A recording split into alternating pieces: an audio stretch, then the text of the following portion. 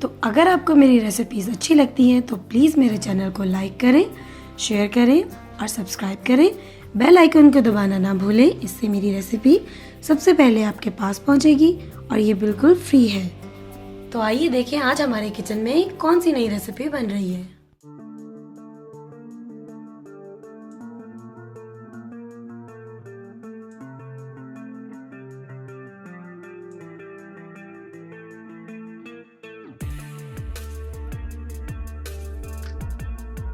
بسم اللہ الرحمن الرحیم. السلام علیکم. فاطمہ کے کچن میں ویلکم. تو آج ہمارے کچن میں بن رہی ہے بڑی ہی مزیدار اور لذیذ رس ملائی. اور یہ رس ملائی جو ہے ہم وداؤٹ ایگ بنائیں گے. تو سب سے پہلے ہم ربڑی تیار کریں گے رس ملائی کے لیے، یعنی اس کا دودھ. تو دودھ بنانے کے لیے میرے پاس یہ ہے 1 کلو دودھ.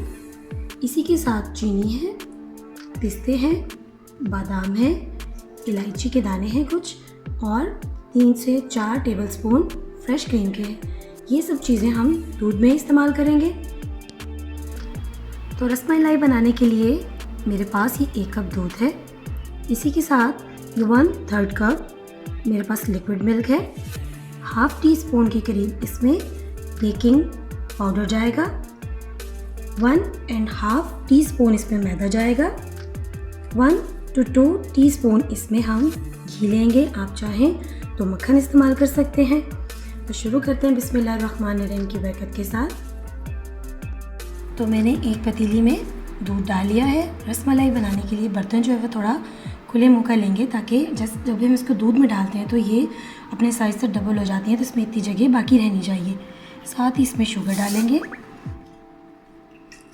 پستے جائیں گے، اس میں بادام ڈالیں گے اور الائچی ڈالیں گے اور دودھ کو چولہے پہ چڑھا دیں گے. دودھ میں نے چولہے پہ رکھ دیا ہے اپنا.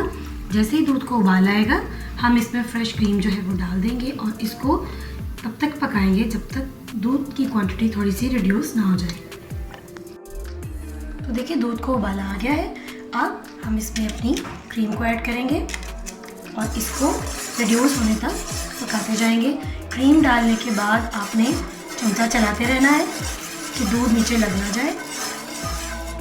دیکھیں ربڑی ہماری جو ہے تیار ہو رہی ہے. اب ہم اس کو میڈیم لو فلیم پہ رکھیں گے اور اپنی رس ملائی تیار کریں گے. تو بسم اللہ الرحمن الرحیم کی برکت کے ساتھ اب ہم اپنی رس ملائی کی ڈو تیار کریں گے. بسم اللہ الرحمن الرحیم.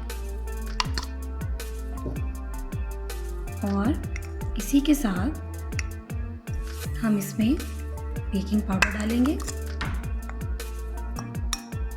ساتھ ہی ہم اس میں میدا ایڈ کریں گے اور اس کو اچھی طرح سے پہلے مکس کریں گے.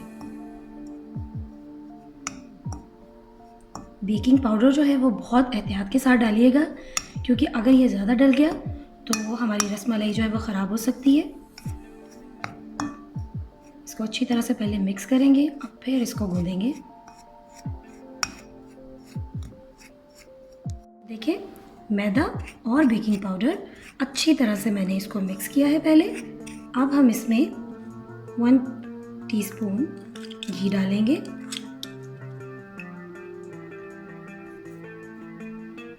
اس کو بھی مکس کریں گے اور تھوڑا تھوڑا کر کے اس میں دودھ شامل کریں گے.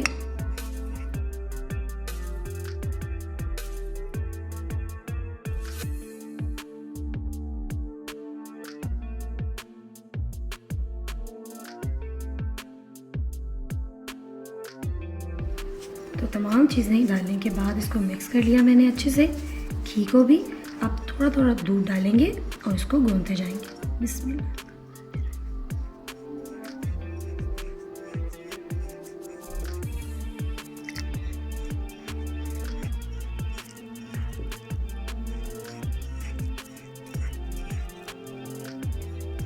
بالکل ایک سافٹ سی ڈو گوندیں گے، کیونکہ ہم اس کو دودھ سے گوندھ رہے ہیں تو یہ آپ کے ہاتھوں کو چپک سکتی ہے. کوئی ایسی بات نہیں ہے، تھوڑا سا اور جائے گا دودھ.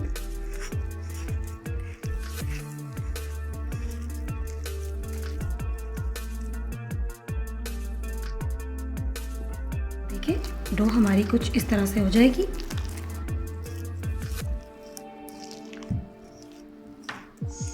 تو بس ڈو ہماری تیار ہو گئی. اب جو 1 ٹی اسپون گھی ہمارے پاس رہ گیا تھا وہ لگائیں گے اور دیکھیے ہماری ڈو تیار ہے.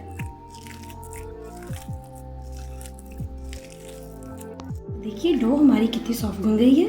بس اب ہم اس کو رکھیں گے نہیں, اس کے چھوٹے چھوٹے سے بالز بنائیں گے. آپ اپنی پسند کی شیپ دے سکتے ہیں.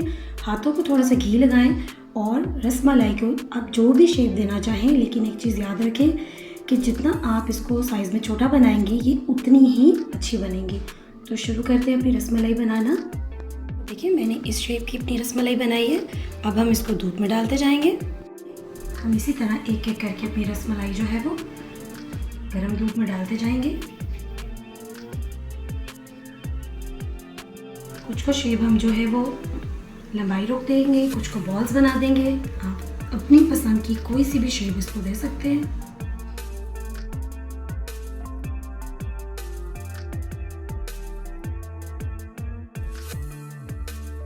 دیکھیں میں نے تمام رس ملائیاں جو ہے پیس میں ڈال دی ہیں اور یہ دیکھیں کتنی ماشاءاللہ سے فلفی اور پھولی پھولی سی لگ رہی ہیں.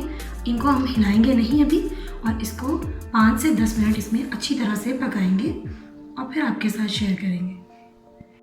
تو دیکھیں الحمدللہ ہماری رس ملائی تیار ہو چکی ہے. چولہا میں نے بند کر دیا ہے.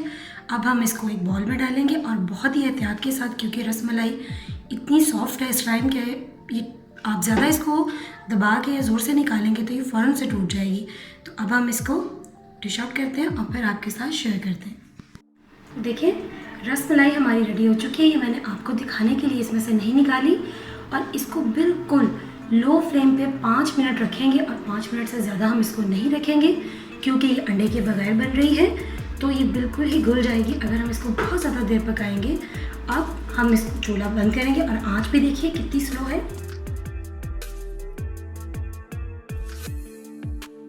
احتیاط کے ساتھ ہم اس کو ڈالیں گے, اور اب اس کو ہم پہلے روم ٹمپریچر پہ رکھیں گے اور پھر اس کو فریج میں ٹھنڈا کریں گے.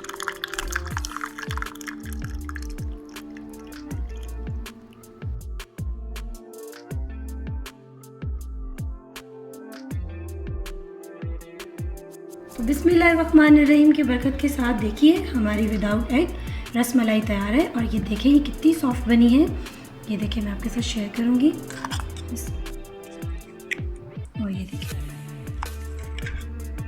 دیکھیں بالکل اندر سے یہ پکی ہوئی ہے اور ٹوٹی بھی نہیں.